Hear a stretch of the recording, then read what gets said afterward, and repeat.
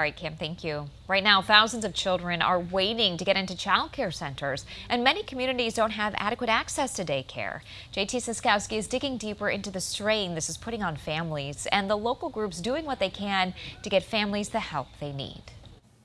4C is an area nonprofit dedicated to finding childcare wherever it can, and nowhere is that more apparent than in their own offices. This play space, it used to be their conference room. Currently, there's over 2,000 under 1-year-olds on the wait list. 4C Executive Director Marlo Milky Barnes keeps track of how many kids in south central Wisconsin need childcare. In the 11 counties 4C serves, there are more than 7,000 children currently on waiting lists for care. Younger age groups are waiting more than older children. It's the ratio in a classroom, right? So babies are 1 teacher to 4, right? And then as they get older, those numbers change. So it's harder to find care the younger the child is. But that makes it harder on new parents juggling work and raising families. We know that there are really big gaps for second and third shift care. Jody Bartnick is United Way of Dane County's Vice President of Community Impact. The organization seeks to improve community well-being, including child care. Unlike our school system, childcare as a whole does not have a lot of public supports. And there are about to be less. 2 state subsidy programs, Partner Up and Child Care Counts, are expiring. State lawmakers cannot agree on how to support the industry.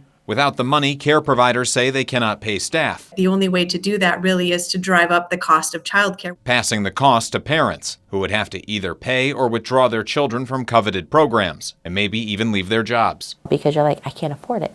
I can't afford to work and pay for childcare. 4C tells me that there are success stories here and there of child care centers making it work, but parents need something that scales across the entire state. In Madison, JT Siskowski, 27 News.